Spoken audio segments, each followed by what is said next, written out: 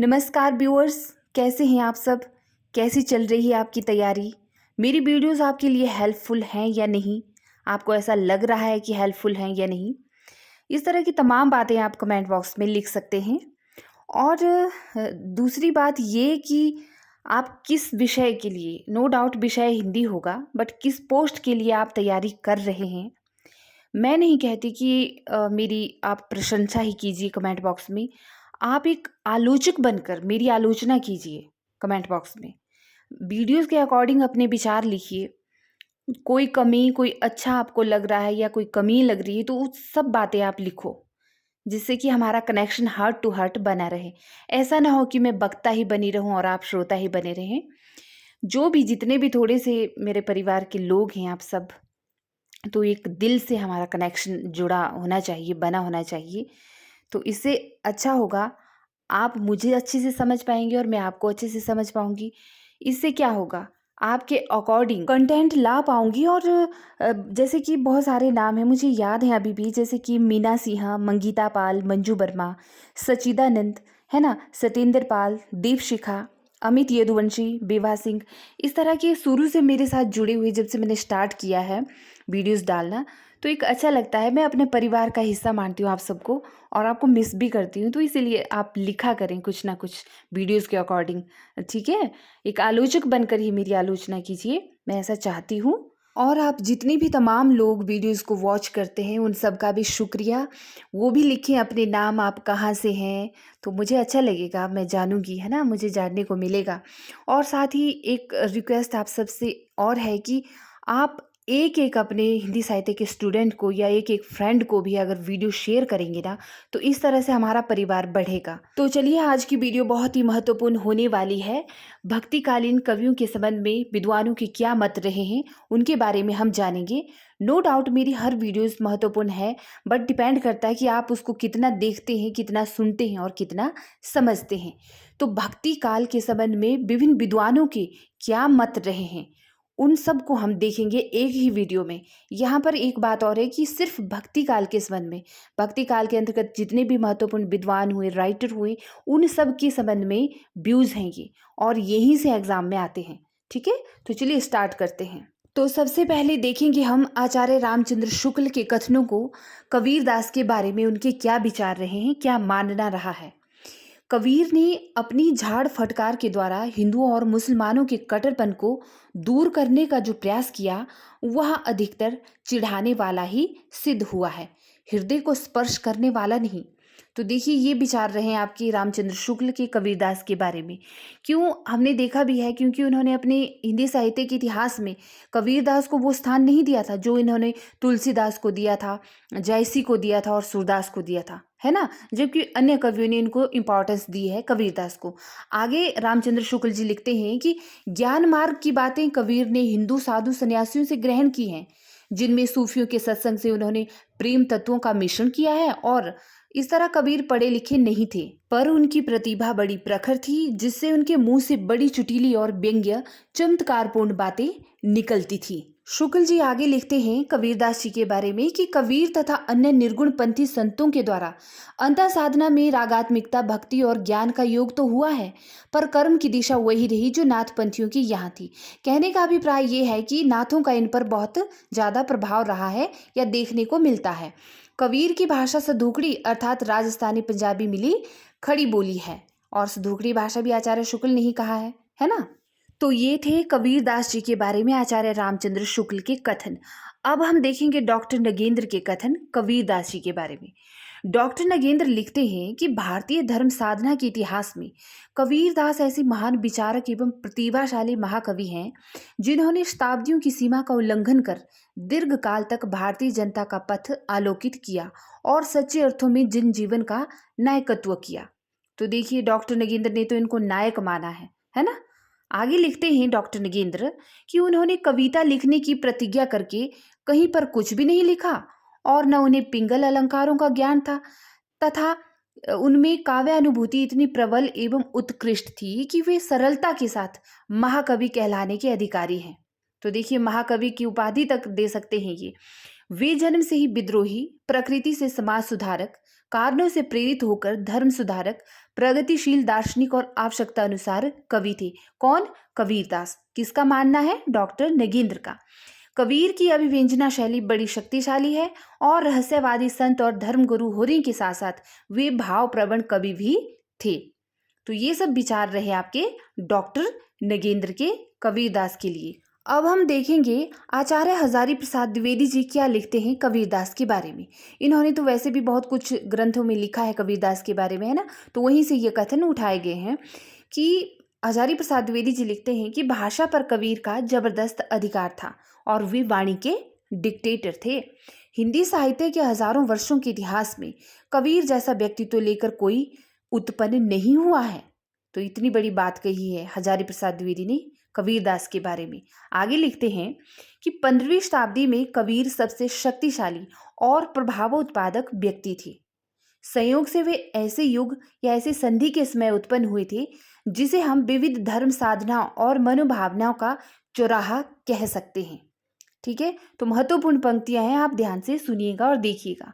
वे मुसलमान होकर भी असल में मुसलमान नहीं थे, वे हिंदू होकर भी हिंदू नहीं थे, वे साधु होकर भी साधु या अगृहस्थ नहीं थे, वे वैष्णव होकर भी वैष्णव नहीं थे, वे योगी होकर भी योगी नहीं थे, वे कुछ भगवान की ओर से ही सबके न्यारे बनकर भेजे गए थे, वे भगवान के निःस्त्रीह अवतार की मानो प्रतिमूर्ति थे। तो इतनी बड़ी बात कही है, इतना ज़्यादा मानते थे हजारी प्रसाद द्विवेदी जी। किसे? कबीरदास जी को, है ना। आगे लिखते हैं कि उन्हें सौभाग्यवश सुयोग भी अच्छा मिला। जितने प्रकार के संस्कार पढ़ने के रास्ते हैं वे प्राय सभी उनके लिए बंद थे।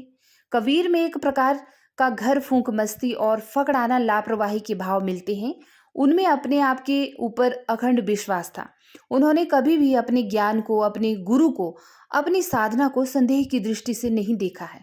तो ये बहुत बड़ी बात है। कबीरदास के व्यक्तित्व को किस तरह से हमारे समक्ष रख रहे हैं हजारी प्रसाद द्विवेदी जी, और कहते हैं कि कबीर अपने युग के सबसे बड़े क्रांतिदर्शी थे।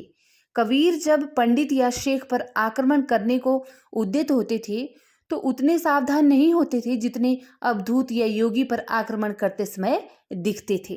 यहाँ पर मैं कुछ बातें ऐड करना चाहूँगी कि हमने देखा है कि कबीरदास जी ने जो भी हमारी सामाजिक प्रथाएं हैं, धार्मिक आडंबर हैं, उन पर अपनी वाणी के जरिए उन्होंने तीखे प्रहार किए, तीखे व्यंग्य किया है। जैसे कि हिंदू धर्म की आलोचना करते हुए वे कहते हैं कि पत्थर पूजे हरि मिले तो मैं पूजूं पहाड़, ताते वह चाकी भली पीसी खाए संसार। कि अगर पत्थर पूजने से हरि मिलता है ना, जिस तरह से हम मूर्तियों की पूजा करते हैं, तो बोलते हैं कि क्यों ना मैं पूरा का पूरा पहाड़ ही पूज डालूं।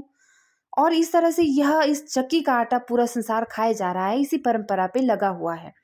तो उनका मानना था कि पत्थर पूजने से अगर हरि मिलता है तो मैं क्यों ना पूरा का पूरा पहाड़ ही पूज डालूं। और उसी तरह से मुस्लिम धर्म के संबंध में भी कहते हैं कि दिन भर रोजा रखत है, राती हनत है गाय, यह खून वे बंदगी क्यों कर खुशी खुदाए। कि दिन भर तो आप लोग रोजा रखते हो और रात को गाय को हनते हो, मतलब मारते हो उसको, उसका मांस खाते हो मारकर, तो आपको बंदगी कैसे मिलेगी, कैसे खुदा मिलेगा आपको। मतलब कहीं ना कहीं हम देखते हैं कि कबीरदास जी जीव हिंसा न करने और मांसाहार न करने के लिए भी महत्वपूर्ण तर्क देते हुए दिखते हैं। वे मानते थे कि दया, हिंसा और प्रेम ही सबसे बड़ा मार्ग है भगवान को पाने का। क्योंकि हमने देखा कि कबीरदास ने जो कुछ भी सीखा ना, इसी समाज से सीखा। और उन्होंने इस संबंध में कहा भी है कि मैं कहता आंखन देखी, तू कहता कागज लेखी। क्योंकि कबीरदास कभी स्कूल नहीं गए, कभी स्कूली शिक्षा उन्होंने ली नहीं, फिर भी वो इतने बड़े विद्वान पुरुष कहलाए कि आज भी लोग उन पर पीएचडी करते हैं, शोध कार्य करते हैं। क्योंकि उन्होंने ऐसी नैतिक शिक्षा दी, इसी समाज से सीखकर इसी समाज को उन्होंने रिटर्न में वह शिक्षा दी, जिससे कि लोग उनको आज भी इतना मानते हैं और उनकी बातें आज भी इतनी प्रासंगिक हैं। तो इस तरह से हजारी प्रसाद द्विवेदी जी लिखते हैं कि हमने देखा है कि ब्रह्मचार पर आक्रमण करने वाले संतों और योगियों की कमी नहीं है, पर इस कदर सहज और सरल ढंग से चकनाचूर करने वाली भाषा कबीर के पहले बहुत कम दिखाई देती है। अर्थात कबीर जी बहुत सरल भाषा में बहुत कुछ कह जाते थे। ऐसे थे कबीर, सिर से पैर तक मस्त मौला, स्वभाव में फक्कड़, आदत से अक्खड़, भक्त के सामने निरीह, वेशधारी के आगे प्रचंड, दिल के साफ, दिमाग की दुरुस्त, भीतर से कोमल और बाहर से कठोर, जन्म से अस्पृश्य और कर्म से वंदनीय। वे जो कुछ कहते थे अनुभव के आधार पर कहते थे, इसीलिए उनकी उक्तियां बंधने वाली और व्यंग्य चोट करने वाली होती थी।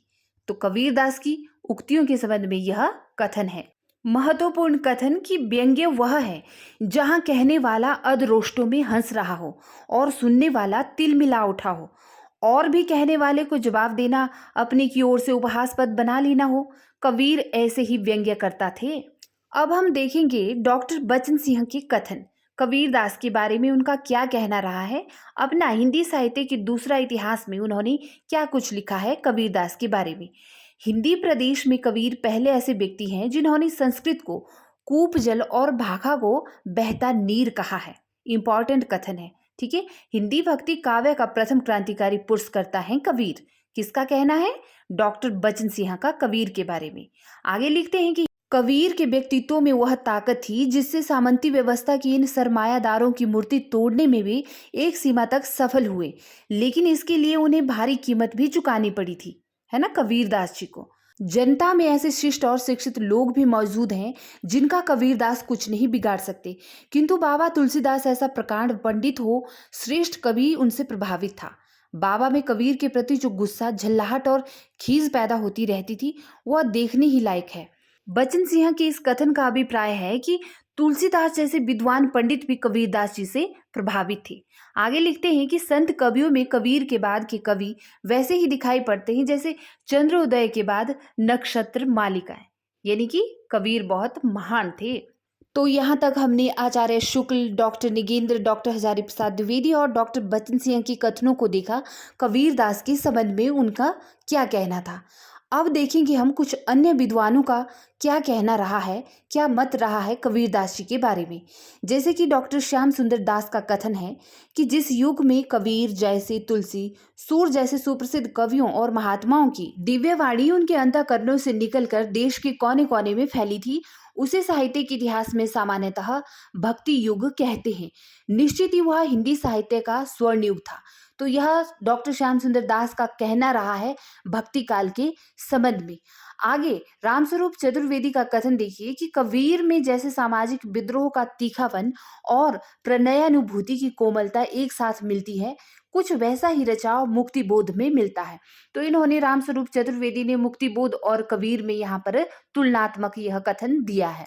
डॉक्टर रामकुमार वर्मा के अनुसार ग्रंथों में तो कबीर को सतपुरुष का प्रतिरूप मानते हुए उन्हें सब युगों में वर्तमान कहा गया है। कबीर स्वाधीन विचार के व्यक्ति थे, डॉक्टर रामकुमार वर्मा का कथन है ये। मिश्र बंधुओं ने हिंदी नवरत्न में कबीर की रचनाओं की संख्या 75 मानी है। कबीर का जीवन काल उन्हें रामानंद, सिकंदर लोदी, पीपा, नानक आदि के समकालीन बना देता है। यह डॉक्टर सरनाम सिंह शर्मा का कथन है कि कबीर का जीवन काल उन्हें रामानंद, सिकंदर लोदी, पीपा, नानक आदि के समकालीन बना देता है। तो आपने याद रखना है। तो ये थे भक्ति काल के संबंध में कबीरदास के बारे में विद्वानों के कथन। अब देखेंगे हम तुलसीदास के बारे में विद्वानों के क्या कथन रहे हैं। ठीक है, सबसे पहले देखेंगे आचार्य रामचंद्र शुक्ल ने क्या कुछ कहा है तुलसीदास जी के बारे में। शुक्ल जी लिखते हैं कि जिस प्रकार रामचरितमानस का गान करने वाले भक्त कवियों में तुलसीदास का स्थान सर्वश्रेष्ठ है, उसी प्रकार कृष्णचरित गाने वाले भक्त कवियों में महात्मा सूरदास का स्थान सर्वश्रेष्ठ है। वास्तव में ये हिंदी काव्य गगन के सूर्य और चंद्र हैं। तो यहाँ पर कंपैरिजन के तौर पर यह कथन दिया है शुक्ल ने तुलसीदास और सूरदास के संबंध में। आगे लिखते हैं कि रामचरितमानस में तुलसी केवल कवि रूप में ही नहीं, उपदेशक के रूप में भी हमारे सामने आते हैं। रामचरितमानस को लोगों के हृदय का हार कहा है आचार्य रामचंद्र शुक्ल ने। तुलसीदास जी उत्तरी भारत की समग्र जनता के हृदय मंदिर में पूर्ण प्रतिष्ठा के साथ विराज रहे हैं। गोस्वामी जी की भक्ति पद्धति की सबसे बड़ी विशेषता है उसकी सर्वांग पूर्णता, यानी कि सर्वांग पूर्णता मिलती है हमको तुलसीदास जी के साहित्य में। इनकी भक्ति रस भरी वाणी जैसे मंगलकारणी मानी गई है, वैसे और किसी की नहीं, है ना। तुलसीदास के संबंध में ही कहा है यह शुक्ल जी ने। लिखते हैं कि तुलसीदास जी अपने ही तक दृष्टि रखने वाले भक्त नहीं थे, बल्कि संसार को भी दृष्टि फैलाकर देखने वाले भक्त थे।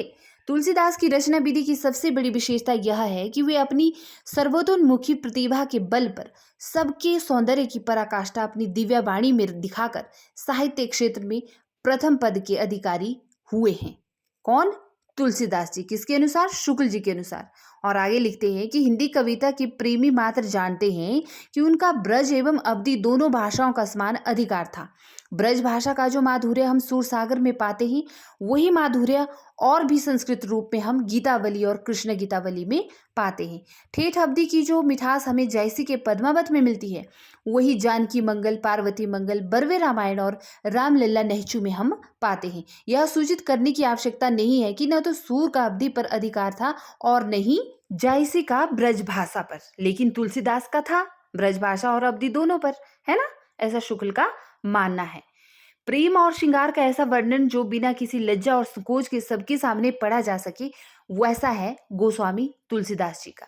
उन्होंने रचना नैपुण्य का भद्दा प्रदर्शन नहीं किया है और न ही वे शब्द चमत्कार आदि से खिलवाड़ों में फंसे हैं। आगे तुलसीदास जी की भाषा के संबंध में लिखते हैं आचार्य शुक्ल की दोहावली के कुछ दोहे के अतिरिक्त और सर्वत्र भाषा का प्रयोग उन्होंने भावों और विचारों को स्पष्ट रूप से रखने के लिए किया है, कारीगरी दिखाने के लिए नहीं। उनकी सी भाषा की सफाई और किसी कवि में नहीं मिलती है। तो तुलसीदास जी की भाषा के संबंध में यह शुक्ल का कथन है। हम निसंकोच कह सकते हैं कि यह एक कवि ही हिंदी को प्रौढ़ साहित्यिक भाषा सिद्ध करने के लिए काफी है। गोस्वामी जी खान पान का विचार रखने वाले स्मार्त वैष्णव थे। तो तुलसीदास को स्मार्त वैष्णव किसने माना है? आचार्य रामचंद्र शुक्ल ने। आगे शुक्ल जी लिखते हैं कि प्रबंधकार कवि की भावुकता का सबसे अधिक पता यह देखने से चल सकता है कि वह किसी आख्यान को अधिक मर्मस्पर्शी स्थलों को पहचान सका है या नहीं। तो यह भी बहुत बड़ी बात कही है तुलसीदास जी के बारे में, क्योंकि बड़े कवि हैं, महाकवि हैं तुलसीदास जी। तो ये थे आचार्य शुक्ल के कथन तुलसीदास जी के संबंध में। अब हम देखेंगे डॉक्टर नगेंद्र के कथनों को। तुलसीदास जी के बारे में नगेंद्र ने क्या कुछ कहा है। गोस्वामी जी की रचनाओं की सबसे बड़ी विशेषता है उनका भाव वैविध्य, शैली वैविध्य और उक्ति वैविध्य। किसके अनुसार? डॉक्टर नगेंद्र के अनुसार। आगे लिखते हैं कि जिस समय समसामयिक निर्गुण भक्त संसार की असारता का आख्यान कर रहे थे और कृष्ण भक्त कवि अपने आराध्य के मधुर रूप का आलंबन कर जीवन और जगत की व्याप्त निराशा को दूर करने का प्रयास कर रहे थे, उस समय गोस्वामी जी ने मर्यादा पुरुषोत्तम राम के शील, शक्ति और सौंदर्य से सम्मिलित अद्भुत रूप का गुणगान करते हुए लोक मंगल की साधनावस्था को पथ को प्रशस्त किया। तो बहुत बड़ी बात है ये तुलसीदास जी के संबंध में, क्योंकि हम सब ने देखा है कि तुलसीदास जी के काव्य में लोक मंगल की साधनावस्था पाई जाती है। लोक मंगल के माध्यम से ही उन्होंने अपनी रचनाओं की रचना की है। आगे हम देखेंगे आचार्य हजारी प्रसाद द्विवेदी के क्या कथन रहे हैं तुलसीदास जी के बारे में। हजारी प्रसाद द्विवेदी जी लिखते हैं कि तुलसीदास असाधारण शक्तिशाली कवि, लोकनायक और महात्मा थे। ठीक है, वे समन्वय की विशाल बुद्धि लेकर उत्पन्न हुए थे। भारतवर्ष का लोकनायक वही हो सकता है जो समन्वय करने का अपार धैर्य लेकर आया हो। तो ये प्रसिद्ध कथन है। हमने इससे पहले भी इन कथनों को देखा है, अब दोबारा से देख रहे हैं, क्योंकि भक्तिगाल सीरीज के अंतर्गत ये जरूरी हो जाता है कि इनके बारे में जाना जाए। तो इस तरह से बार बार रिपीटेशन होने के माध्यम से भी हमें यह सब अच्छे से याद हो जाएंगे। आगे लिखते हैं हजारी जी तुलसीदास जी के संबंध में कि तुलसी के काव्य की सफलता का एक और रहस्य उनकी अपूर्व समन्वय शक्ति में है। लोकनायक वही हो सकता है जो समन्वय कर सके। तो इन्होंने तुलसीदास जी को लोकनायक की संज्ञा दी है। अब हम देखेंगे डॉक्टर बचन सिंह के कथनों को तुलसीदास जी के बारे में। डॉक्टर बचन सिंह ने क्या कुछ लिखा है अपने हिंदी साहित्य के दूसरे इतिहास में। ठीक है, इन्होंने लिखा है कि तुलसी बड़े कवि हैं, उनका सौंदर्य बोध पारंपरिक और आदर्शवादी है। कबीर का सौंदर्य बोध अपारंपरिक और यथार्थवादी है। तो इन्होंने कबीर के साथ यहाँ पर तुलसीदास जी का क्या किया है? तुलनात्मक कथन दिया है। तुलसीदास ने जोखिम उठाकर भी संस्कृत को छोड़कर अवधी भाषा में लिखना आरंभ किया और साथ ही कहा है कि राम भक्ति काव्य में तुलसी के बाहर जो कुछ भी है वह निस्तेज है, निष्प्रभ है। मतलब इन्होंने राम भक्ति काव्य का महत्वपूर्ण एक हिस्सा माना है, महत्वपूर्ण कवि माना है तुलसीदास जी को। आगे लिखते हैं कि कबीर का भक्ति आंदोलन विद्रोह मूलक यानी कि प्रोटेस्टेंट है, तो गोस्वामी का प्रतिरोधात्मक यानी कि रेजिस्टेंट। आधुनिक शब्दावली में हनुमान बाहु को मृत्यु पीड़ा की चीख कहा गया है। बहुत बड़ी बात है, बहुत प्रसिद्ध कथन है कि आधुनिक शब्दावली में हनुमान बाहु को मृत्यु पीड़ा की चीख कहा जाएगा। यह प्रसिद्ध कथन किसका है? तो डॉक्टर बचन सिंह जी का। आगे लिखते हैं बचन जी कि अवधी और ब्रज भाषा पर तुलसीदास जी का पूर्ण स्वामित्व है, पर उनकी भाषा में न तो जैसी की ठेठ अवधी है और न ही सुर की ठेठ ब्रजी। और इस तरह से रूपकों के बादशाह हैं कौन? गोस्वामी तुलसीदास जी। तो डॉक्टर बचन सिंह ने गोस्वामी तुलसीदास जी को रूपकों का बादशाह कहा है। अब हम देखेंगे अन्य विद्वानों के क्या मत रहे हैं तुलसीदास जी के संबंध में। सबसे पहले देखिए स्मिथ के अनुसार, स्मिथ ने तुलसीदास को मुगल काल का सबसे बड़ा व्यक्ति माना है। अपने आप में ही महत्वपूर्ण कथन बन जाता है कि किसने तुलसीदास को मुगल काल का सबसे बड़ा व्यक्ति माना? तो स्मिथ ने। आगे लिखते हैं स्मिथ कि तुलसीदास जी अपने युग में भारतवर्ष के सबसे महान व्यक्ति थे, अकबर से भी बढ़कर। इस बात में कि करोड़ों नर नारियों के हृदय पर प्राप्त हुई कवि की विजय सम्राट की एक या समस्त विजयों की उपेक्षा असंख्य गुनी अधिक चिरस्थायी और महत्वपूर्ण थी। यहाँ पर स्मिथ ने अकबर और तुलसीदास जी का कंपैरिजन किया है और तुलसीदास को अधिक प्रसिद्ध माना है। किसकी अपेक्षा? अकबर की अपेक्षा। आगे जॉर्ज ग्रेयर्सन के कथन देखिए तुलसीदास के लिए कि महात्मा बुद्ध के बाद भारत के सबसे बड़े लोक नायक तुलसी थे। महात्मा बुद्ध के बाद अगर सबसे बड़ा लोक नायक तुलसीदास जी को माना है तो जॉर्ज ग्रेयर्सन ने माना है। और क्या लिखते हैं जॉर्ज ग्रेयर्सन कि आधुनिक काल में तुलसीदास जी के समान दूसरा कोई ग्रंथकार नहीं हुआ है। यहाँ पे ग्रंथकार होगा। आगे नावादास का कथन है कि तुलसीदास कलिकाल के वाल्मीकि हैं। तो यह भी बहुत प्रसिद्ध कथन है, कई बार परीक्षा में पूछा गया है कि कलिकाल का वाल्मीकि किसने कहा है तुलसीदास को? तो नावादास ने। आगे देखिए अयोध्या सिंह उपाध्याय हरिऔध के अनुसार यह कथन है कि रामचरितमानस की कोई चौपाई भले ही बिना उपमा की मिल जाए, किंतु उसका कोई पृष्ठ कठिनाई से ही ऐसा मिलेगा जिसमें किसी सुंदर उपमा का प्रयोग न हो। तो यहाँ पर जो चौपाइयों का यूज हुआ है रामचरितमानस में, उनकी प्रशंसा करते हुए अयोध्या सिंह उपाध्याय ने यह कथन लिखा है। साथ ही इनका यह कथन भी बहुत प्रसिद्ध है कि कविता करके तुलसी न लसे, कविता लसी पा तुलसी की कला। प्रस्तुत कथन तुलसीदास के संबंध में किसका है? तो अयोध्या सिंह हरिऔध के अनुसार यह कथन है ना। तुलसीदास की प्रशंसा में उन्होंने यह लिखा था। तो कबीरदास के बारे में भी देख लिया, तुलसीदास के बारे में भी देख लिया। अब देखेंगे हम सूरदास के बारे में क्या विचार रहे हैं प्रमुख विद्वानों के। ठीक है, क्योंकि ये बहुत बड़े कवि माने जाते हैं आपके सूरदास, तुलसीदास, कबीरदास, क्योंकि इनकी वजह से ही भक्ति काल जैसे समय को स्वर्ण युग का नाम दिया गया है। तो बहुत महत्वपूर्ण हो जाता है कि इन कवियों के संबंध में हमारे विद्वानों के, हमारे आचार्यों की क्या सोच रही है, क्या विचार रहे हैं। तो तभी बारी बारी करके हम इन सब के विचारों को देख रहे हैं, है ना, जो कि महत्वपूर्ण भी है। तो चलिए सूरदास के संबंध में आचार्य शुक्ल की क्या विचार हैं, आइए देखते हैं। शुक्ल जी लिखते हैं कि भ्रमर गीत सूर साहित्य का मुकुट मणि है। यदि वात्सल्य और श्रृंगार के पदों को निकाल भी दिया जाए तो हिंदी साहित्य में सूर का नाम अमर रखने के लिए भ्रमर गीत ही काफी है। तो भ्रमर गीत की प्रशंसा करते हुए शुक्ल जी ने यह लिखा है कि भ्रमर गीत सूर साहित्य का क्या है? मुकुटमणि है ना, क्योंकि यह बहुत ही प्रसिद्ध रहा है। आगे लिखते हैं शुक्ल जी, वात्सल्य और श्रृंगार के क्षेत्रों का जितना अधिक उद्घाटन सूर ने अपनी बंद आंखों से किया उतना किसी और ने नहीं। इन क्षेत्रों का तो लगता है कि कोना कोना झांक आए हों। श्रृंगार और वात्सल्य के क्षेत्र में जहां तक इनकी दृष्टि पहुंची है वहां तक किसी कवि की नहीं पहुंची है। तो देखिए सूरदास के संबंध में ये शुक्ल जी के विचार हैं। आगे क्या लिखते हैं शुक्ल जी? लिखते हैं कि सूरदास की रचना में संस्कृत की कोमलकांत पदावली और अनुप्रासों की छटा नहीं है जो तुलसी की रचना में दिखाई पड़ती है। सुर की बड़ी भारी विशेषता है नवीन प्रसंगों की उद्भावना। तो बीच बीच में आपको इस तरह के कंपैरेटिव कथन भी मिलेंगे जो दो महान कवियों के मध्य किया गया है इन विद्वानों के द्वारा। ठीक है, आगे लिखते हैं शुक्ल जी कि सूर ही वात्सल्य है और वात्सल्य ही सूर है। यह भी काफी प्रसिद्ध पंक्ति है। सूर सागर में कृष्ण जन्म से लेकर श्री कृष्ण से मथुरा जाने तक की कथा अत्यंत विस्तार से फुटकल पदों में गाई गई है।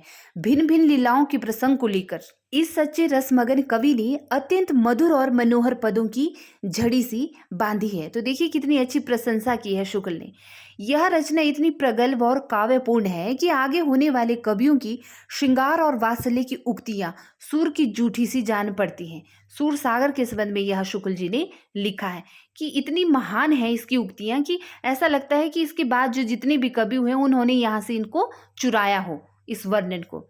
तुलसीदास के स्थान पर सूर का काव्य क्षेत्र इतना व्यापक नहीं है कि उसमें जीवन के भिन्न भिन्न दिशाओं का समावेश हो। जिस परिमित पुण्य भूमि में उनकी वाणी ने संचरण किया है उसका कोई कोना अछूता नहीं छूटा है।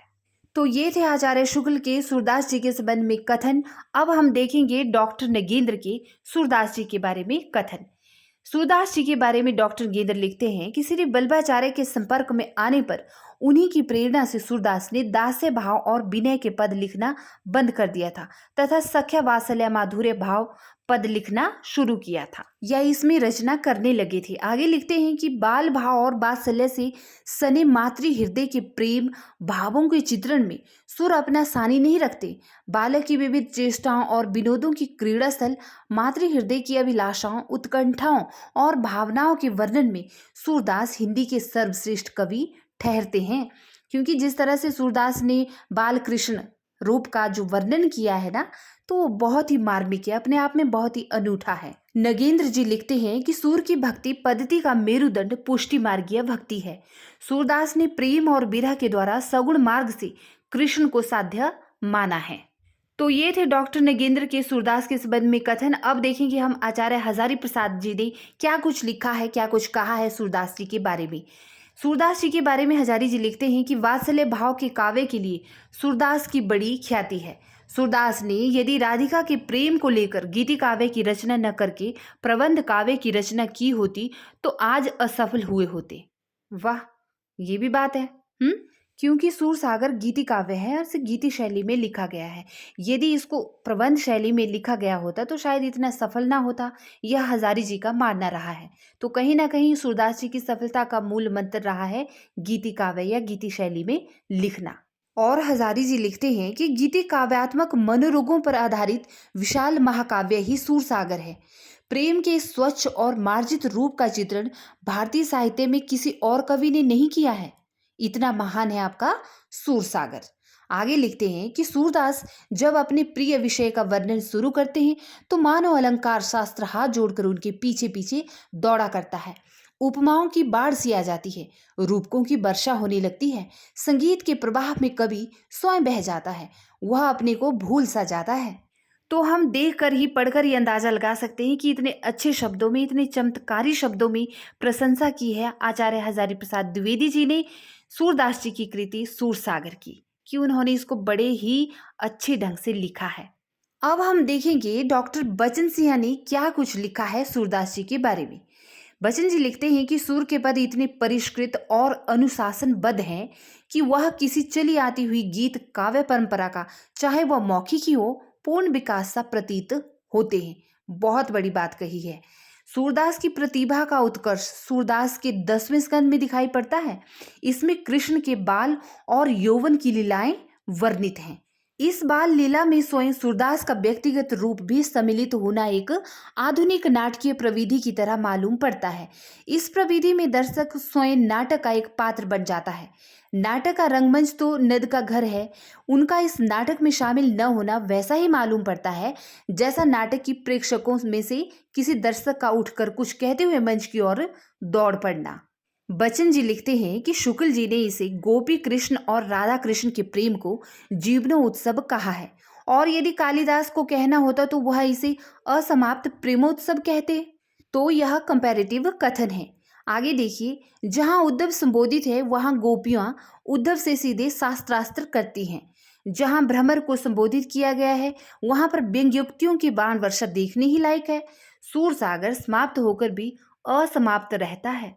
मतलब आप समझ सकते हैं कि कितने अच्छे ढंग से इन्होंने अपने कथनों के माध्यम से इन पंक्तियों को पिरोया है ना। अब हम देखेंगे अन्य विद्वानों के क्या कथन रहे हैं सूरदास के बारे में। जैसे डॉक्टर रामकुमार वर्मा का कथन देखिए कि सूरदास की कविता में विश्वव्यापी राग सुनते हैं, वह राग मनुष्य के हृदय का सूक्ष्म उद्गार है। कि सूरदास की कविता में विश्वव्यापी राग सुनाई देते हैं, ठीक है, वह राग मनुष्य के हृदय का सूक्ष्म उद्गार है। और सूरदास की मृत्यु पर शोक विह्वल विठलनाथ ने कहा था कि पुष्टि मार्ग का जहाज जाता है, जो कुछ लेना चाहो सो ले लेओ। ठीक है, तो यह भी बहुत प्रसिद्ध कथन रहा है विठलनाथ का। अब हम देखेंगे भक्ति काल के एक और प्रसिद्ध महान कवि मलिक मोहम्मद जैसी के बारे में विद्वानों के क्या कथन रहे हैं, क्या कुछ मानना रहा है। तो सबसे पहले देखते हैं आचार्य रामचंद्र शुक्ल ने क्या कुछ कहा है जैसी के बारे में। शुक्ल जी कहते हैं कि ये काने और देखने में कुरूप थे। कहते हैं कि एक बार शेर शाह जयसी के रूप को देखकर हंसा था, तो इस पर जयसी ने शेर शाह को कहा था कि मोही का हंसीसी की कोह रही, अर्थात मुझ पर हंस रहे हो या मुझे बनाने वाले पर हंस रहे हो। नेक्स्ट प्रस्तुत कथन में शुक्ल जी ने कबीरदास और जयसी के मध्य कंपैरिजन करते हुए लिखा है कि कबीर ने केवल भिन्न प्रतीत होती हुई परोक्ष सत्ता की एकता का आभास दिया था, जबकि प्रत्यक्ष जीवन की एकता का दृश्य सामने रखने की आवश्यकता बनी हुई थी, जो जयसी द्वारा पूरी की गई। प्रेम गाथा की परंपरा में पद्मावत सबसे प्रौढ़ और सरस रचना है। जयसी बड़े ही भावुक भगवत भक्त थे और अपने समय में बड़े ही सिद्ध और पहुंचे हुए फकीर माने जाते थे, पर कबीरदास के समान अपना एक निराला पंथ निकालने का हौसला उन्होंने कभी नहीं किया। जिस मिल्लत या समाज में उनका जन्म हुआ था, उसके प्रति अपने विशेष कर्तव्यों के पालन के साथ साथ वे सामान्य मनुष्य धर्म के सच्चे अनुयायी थे। इस तरह मलिक मोहम्मद जैसी के बारे में हमने आचार्य शुक्ल के प्रसिद्ध कथन देखे। अब आचार्य शुक्ल के कथन देखेंगे हम भक्ति काल के अन्य जो कवि रहे उनके संबंध में। नूर मोहम्मद के बारे में आचार्य शुक्ल कहते हैं कि सूफी आख्यान काव्यों की अखंडित परंपरा की यही समाप्ति मानी जा सकती है। और यह लिखा है आचार्य शुक्ल ने नूर मोहम्मद कृत अनुराग बांसुरी के बारे में, और सूफी काव्य की अंतिम रचना भी इन्होंने इसी को माना है। नूर मोहम्मद फारसी के अच्छे आलिम थे और इनका हिंदी काव्य भाषा का ज्ञान भी और सूफी कवियों की अपेक्षा अधिक था। नूर मोहम्मद को हिंदी भाषा में कविता करने के कारण जगह जगह इसका सबूत देना पड़ा था कि वे इस्लाम के पक्के अनुयायी हैं, है ना। यह भी बहुत प्रसिद्ध कथन है, अक्सर पूछा जाता है। नेक्स्ट कथन देखिए, धर्मदास के संबंध में आचार्य शुक्ल लिखते हैं कि कबीर के मुख से मूर्ति पूजा, तीर्थाटन, देवार्चन आदि का खंडन सुनकर इनका झुकाव निर्गुण संत मंत की ओर हुआ था। किसका? धर्मदास का। ठीक है, विशेष कथन है। नेक्स्ट प्रस्तुत कथन देखिए, सुंदरदास के संबंध में आचार्य शुक्ल लिखते हैं कि इनका डील डॉल बहुत अच्छा, रंग गोरा और रूप बहुत सुंदर था, इसीलिए तो सुंदरदास नाम था इनका। इनका स्वभाव अत्यंत कोमल और मृदुल था। ये बाल ब्रह्मचारी थे और स्त्री की चर्चा से सदा दूर रहते थे। निर्गुण पंथियों में यही एक ऐसे व्यक्ति हुए हैं जिन्हें समुचित शिक्षा मिली थी और जो काव्य कला की रीति आदि से अच्छी तरह परिचित थे। तो इसीलिए सुंदरदास को सबसे ज्यादा पढ़ा लिखा माना जाता है सभी इन निर्गुण कवियों में। ठीक है, आगे शुक्ल जी कुतुबन कृत मृगावती के बारे में लिखते हैं कि इस कहानी के द्वारा कवि ने प्रेम मार्ग के त्याग और कष्ट का निरूपण करके साधक के भगवत प्रेम का स्वरूप दिखाया है। मृगावती के बारे में शुक्ल जी का यह कहना है। इस परंपरा में मुसलमान कवि हुए हैं, केवल एक हिंदू मिला है। सूफी मत के संबंध में सूरदास पंजाबी करके एक कवि हुए हैं, उनके बारे में लिखा है शुक्ल जी ने कि इस परंपरा में, किस परंपरा में? सूफी परंपरा में मुसलमान कवि ज्यादा हुए हैं, लेकिन केवल एक हिंदू कवि मिला है जो है सूरदास पंजाबी। और लिखते हैं शुक्ल जी कि यही प्रेम मार्गी सूफी कवियों की प्रचुरता की समाप्ति समझनी चाहिए। शेख नबी के बारे में कहते हुए लिखते हैं शुक्ल जी। ठीक है, आगे बल्बाचार्य जी के संबंध में लिखते हैं कि जनता पर चाहे जो प्रभाव पड़ा हो, पर उक्त गति के भक्त कवियों ने सुंदर सुंदर पदों द्वारा जो मनोहर प्रेम संगीत धारा बहाई, उसने मुरझाते हुए हिंदू जीवन को सरस और प्रफुल्लित किया। और वही रस खान के बारे में शुक्ल जी लिखते हैं कि यह बड़े भारी कृष्ण भक्त और गोस्वामी विठलनाथ जी के बड़े कृपा पात्र शिष्य थे। ठीक है, तो रस खान के बारे में यह इनका मानना रहा है। तो हमने मलिक मोहम्मद जैसी और अन्य सूफी कवियों के बारे में आचार्य शुक्ल के कथन देखे। अब हम देखेंगे डॉक्टर नगेंद्र के क्या कथन रहे हैं जैसी के बारे में। खासकर जैसी की पद्मावत के बारे में डॉक्टर नगेंद्र लिखते हैं कि पद्मावत रोमांचक शैली का कथा काव्य है। पद्मावत को रूपक काव्य भी कहा जाता है। कवित्व एवं भाव व्यंजना की दृष्टि से पद्मावत उच्च कोटि का महाकाव्य है। तो जैसे कि पद्मावत के बारे में यही कहना था डॉक्टर नगेंद्र का। आगे वे नंददास के बारे में कहते हैं कि लौकिक रागात्मक संबंधों से दूर हटकर वे सच्चे कृष्ण भक्त हो गए। कौन? नंददास। और साथ ही कहते हैं कि मधुर और परिचित शब्दों का चयन कवि की विशेषताएं हैं। नंददास को जड़िया कहा जाता है, जिसका कारण उनका सुंदर एवं उपयुक्त चयन ही है ना। आपने नंददास के बारे में तो सुना ही होगा कि और कवि गढ़िया नंददास जड़िया। ठीक है। अन्य कवियों के बारे में कथन जैसे कि कृष्णदास के बारे में डॉक्टर नगेंद्र का कहना है कि सुंदर तत्सम ललित पदावली से संयुक्त पदों को पढ़कर कोई यह नहीं कह सकता कि इस भक्त कवि की मातृभाषा ब्रज के अतिरिक्त कोई दूसरी हो। तो इस तरह से इन्होंने अपनी भाषा रचना की है। आगे डॉक्टर नगेंद्र लिखते हैं कि 17वीं शती के मध्य संख्या की दृष्टि से सर्वाधिक प्रेमाख्यान की रचना करने का श्रेय जौन कवि को जाता है। हरिदास निरंजनी संप्रदाय में नाथ पंथ एवं संत मत की मध्यवर्ती कड़ी कहा जा सकता है ना। हरिदास निरंजनी संप्रदाय को नाथ पंथ और संत मत के बीच की कड़ी कहा है डॉक्टर नगेंद्र ने। ठीक है। आगे लाल पंथ संप्रदाय के संबंध में डॉक्टर नगेंद्र लिखते हैं कि इस संप्रदाय के अकॉर्डिंग राम ही श्रेष्ठ शक्ति है, वही आराध्य है, वही ब्रह्मा है। और नेक्स्ट है कि सुंदरदास की रचनाओं में भक्ति, योग, साधना और नीति को प्रधान स्थान प्राप्त हुआ है और श्रृंगार रस की रचनाओं के वे कट्टर विरोधी थे। कौन? सुंदरदास। आगे डॉक्टर नगेंद्र लिखते हैं हंसावली के संबंध में कि शैली की दृष्टि से यह काव्य हिंदी प्रेमाख्यान परंपरा का प्रथम प्रतिनिधि काव्य कहा जा सकता है। अब हम देखेंगे डॉक्टर हजारी प्रसाद द्विवेदी जी के कथन। सबसे पहले देखेंगे कि जायसी के संबंध में हजारी प्रसाद द्विवेदी जी ने क्या कहा है। इन्होंने लिखा है कि भगवान ने जायसी को रूप देने में बड़ी कंजूसी की थी, किंतु शुद्ध निर्मल प्रेम परायण हृदय देने में बड़ी उदारता से काम लिया था। और जायसी को रहस्यवादी कवि कहा जाता है। तो ठीक है, जायसी को रहस्यवादी कवि किसने कहा है? हजारी प्रसाद द्विवेदी ने। अब नंददास के बारे में देखिए कि हजारी प्रसाद द्विवेदी जी क्या लिखते हैं। सूरदास की गोपियों में जिस प्रकार का अशिक्षित पटुत्व और सारल्य गर्भ माधुर्य पाया जाता है, वैसा नंददास की गोपियों में नहीं पाया जाता। भ्रमर गीत में उद्धव के तर्कों को सुनकर वे शिथिल वाक होकर परास्त नहीं हो जाती, बल्कि आगे बढ़कर उत्तर देती हैं और तर्क को तर्क से काटने का प्रयत्न करती है। नंददास के बारे में हजारी प्रसाद द्विवेदी ने यह लिखा है, क्योंकि नंददास ने भी भ्रमर गीत लिखा है ना। तो उसका कंपैरिजन यहाँ पर सूरदास की भ्रमर गीत से किया है आचार्य हजारी प्रसाद द्विवेदी ने। ठीक है। अब आप मुझे कमेंट बॉक्स में बताना है कि नंददास ने भ्रमर गीत शीर्षक से लिखा है या फिर भ्रमर दूत शीर्षक से लिखा है। ठीक है, कमेंट बॉक्स में जरूर लिखना।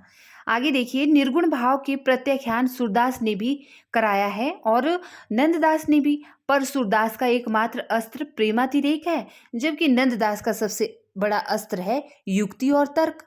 फिर भी नंददास की रचनाओं में अपना मोहक सौंदर्य है या पाया जाता है, यह भी नंददास के संबंध में द्विवेदी जी ने कहा है। अब हम देखेंगे आचार्य हजारी प्रसाद द्विवेदी ने मीराबाई के बारे में क्या लिखा है। माधुर्य भाव में अन्यान्य भक्त कवियों की भांति मीरा का प्रेम निवेदन है और विरह व्याकुलता अभिमानाश्रित और अंध्यतरित नहीं है, बल्कि सहज और साक्षात संबंधित है। वह सहृदय को स्पंदित और चालित करती है और अपने रंग में रंग डालती है। तो मीराबाई के संबंध में यह थे कथन द्विवेदी जी के। अब रहीमदास जी के बारे में द्विवेदी जी लिखते हैं कि निसंदेह इस कवि का हृदय मानवीय रस से परिपूर्ण और अनासक्त तथा अनाविल सौंदर्य दृष्टि से समृद्ध था। जीवन के अनेक घात प्रतिघात के भीतर से भी राज के षड्यंत्रों की चपेट में बार बार आते रहने के बाद भी और हर प्रकार के उतार चढ़ाव में उठते गिरते रहने के बाद भी जिस कवि के हृदय का मानवीय रस निशेष नहीं हुआ, उसके हृदय की अद्भुत सरसता का अनुमान सहज ही किया जा सकता है। तो रहीमदास जी के बारे में यह कथन थे आपके हजारी प्रसाद द्विवेदी जी के। आगे लिखते हैं द्विवेदी जी कि कबीर के पूर्ववर्ती सिद्ध और योगी लोगों की आक्रमणात्मक उक्तियों में एक प्रकार की हीन भावना की ग्रंथि या इन्फीरियोरिटी कॉम्प्लेक्स पाया जाता है। वे मानो लोमड़ी के खट्टे अंगूर की प्रतिध्वनि हो, मानो चिलम न पा सकने वालों के आक्रोश हो। उनमें तर्क है पर लापरवाही नहीं है, आक्रोश है पर मस्ती नहीं है, तीव्रता है पर मृदुता नहीं है। तो हजारी प्रसाद द्विवेदी ने कबीर के पूर्ववर्ती कवियों के बारे में यह कहा है। आगे सूरदास मनमोहन नामक कवि के संबंध में हजारी जी लिखते हैं कि जिन भजनों में मधुर भाव बोलता दिखता हो, उनके लेखक को रहस्य सुख के अधिकारी कहना ही उचित है। ठीक है। तो अब हम देखेंगे डॉक्टर बचन सिंह के कथनों को। सबसे पहले जायसी के बारे में डॉक्टर बचन सिंह ने क्या लिखा है। इन्होंने लिखा है कि जायसी अर्थात इनके अनाकर्षण चेहरे को देखकर लोग हंसते थे, किंतु कविता सुनकर रोते थे। और इसी संबंध में ये पंक्ति देखिए, जेई मुख देखा तेई हंसा, सुनी तेई आयु आंसू। तो बहुत अच्छी पंक्ति है ना। और आगे देखिए क्या लिखते हैं, जैसी को अवधि अवधि की अरघान है, जैसे का जो भी कुछ पढ़िए अवधि की रस या गंध जरूर मिलेगी। मतलब जिस ठेठ अवधि में जयसी जी ने अपने काव्य को रचा है, तो उस संबंध में यह कहना है, लिखना है आपके बचन सिंह जी का। जैसे की भाषा ठेठ अवधि है तो तुलसी की संस्कृत निष्ठ है। यह अंतर दोनों विषय वस्तु में भी है। एक में लोक कथा है इसीलिए लोक भाषा, और दूसरे में क्लासिकल कथा है इसीलिए संस्कृत निष्ठ भाषा। सूफी काव्य में एक ही कवि है जयसी, शेष तो लकीर के फकीर हैं। तो देखिए भाई, डॉक्टर बचन सिंह ने इतनी बड़ी बात कही है कि सूफी काव्य में सबसे प्रसिद्ध कवि एक ही हैं, वो हैं जयसी। बाकी तो शेष कैसे हैं, लकीर के फकीर। आगे रैदास के बारे में बचन जी लिखते हैं कि कबीर में ओज, अखरता और प्रखरता थी, तो रैदास में शांति, संयम और विनम्रता। यहाँ पर रैदास का कंपैरिजन किया है कबीर के साथ, है ना। उनकी भाषा, उनकी जो व्यवहारिकता रही है काव्य को लेकर। कबीर की विचारधारा के केंद्र में हिंदुओं मुसलमानों का शोषित प्रताड़ित वर्ग था, तो रैदास के विचार केंद्र में चमारों और स्वर्ण हिंदुओं का भेदभाव। क्योंकि हमने भी देखा है कि कबीर शोषित और प्रताड़ित वर्ग के पक्षधर रहे हैं, जबकि रैदास ने अपनी चमार जाति का जो उनके साथ शोषण या व्यवहार किया जाता है उसके पक्ष में आवाज उठाई है अपने काव्य में, है ना। डॉक्टर बच्चन ने गुरु नानक के बारे में भी अपने कथन दिए हैं। जैसे कि उन्होंने लिखा है, नानक देव अकेले संत हैं जिन्होंने मुसलमान राजाओं नवाबों का स्पष्ट विरोध किया है। नानक पहले ऐसे संत हैं जिन्होंने विदेशी आक्रमणकारियों के विरुद्ध आवाज उठाई है। तो यह सब कथन है आपके, किसने कहे हैं ये? यह कहे हैं डॉक्टर बचन सिंह ने गुरु नानक देव जी के संबंध में। ठीक है। आगे सुंदरदास के बारे में लिखते हैं बच्चन जी कि सुंदरदास संत होने के साथ साथ पढ़े लिखे, भाषा तथा पिंगल की बारीकियों के अच्छे जानकार भी थे। संत कवियों में सुंदरदास एकमात्र कवि हैं जिन्हें पारंपरिक ढंग से शिक्षा मिली थी। इनकी कविता में तत्ववाद तो वही है जो कबीर और दादू का है, पर संस्कृत ग्रंथों के अध्ययन के कारण उसमें सुथरापन आ गया है। तो सुंदरदास के बारे में यह कहा है आपने बचन सिंह जी ने। ठीक है। आगे नंददास के बारे में बचन जी लिखते हैं कि सूर का भ्रमर गीत मुक्त काव्य है तो नंद का प्रबंधात्मक। सूर में लोक का रंग है तो नंददास में शास्त्र का। सूरदास के भ्रमर गीत में गोपी उद्धव के संवाद की स्थितियां कम हैं, जबकि नंददास के भ्रमर गीत में गोपियों उद्धव संवाद का शास्त्रार्थ होता है कथोपकथन के रूप में। सूर की गोपियां सरल सहज हैं और नंददास की पंडित हैं। सूर की भाषा ठेठ ब्रजी है और नंददास की संस्कृत निष्ठ ब्रजी। शब्दों के प्रति सजग होने के कारण ही नंददास को जड़िया कवि कहा जाता है। अब रसखान के बारे में बचन जी लिखते हैं कि रसखान ने कृष्ण भक्ति काव्य की पद परंपरा को छोड़कर कवित सवैयों के मार्ग को अपनाया। तुलसीदास उनके समसामयिक थे। उन्होंने राम काव्य के लिए तो कवित सवैयों को अपनाया, पर कृष्ण भक्ति के लिए पदों का ही प्रयोग किया है। रसखान पहले कवि हैं जिन्होंने कवित सवैयों में कृष्ण का गुणानुवाद किया, अर्थात इनसे पहले किसी ने भी नहीं किया था कवित और सवैयों में कृष्ण का गुणगान। सूर और तुलसी में दरबारी कायदे दिखाई पड़ते हैं, पर रसखान उनसे मुक्त हैं। ब्रज की धरती, पशु पक्षी, वन बाग आदि के प्रति रसखान जैसा प्रेम सूर के अतिरिक्त किसी और में नहीं मिलता है। आगे का कथन देखिए कि युगल प्रिया जी ने अगरदास को सीता की प्रिय सखी चंद्रकला का अवतार माना है। रसिक संप्रदाय है ना जिसके प्रवर्तक अगरदास हैं, उसमें इनको अगरअली कहा जाता है। नाभादास ने अगरदास को बाग बगीचों का प्रेमी कहा है।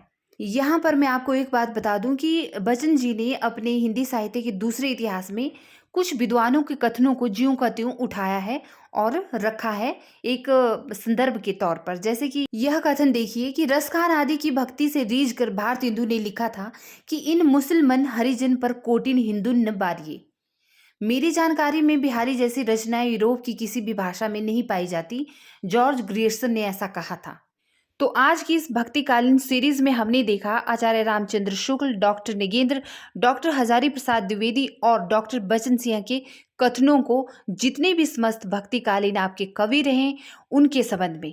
और यह सीरीज बहुत ही इंपॉर्टेंट है, आप सब भी इसके बारे में बेहतर जानते हैं। तो बने रहिए मेरे साथ और चैनल को लाइक शेयर सब्सक्राइब करना ना भूलिएगा। मिलती हूँ आपके साथ नेक्स्ट एपिसोड में। नमस्कार।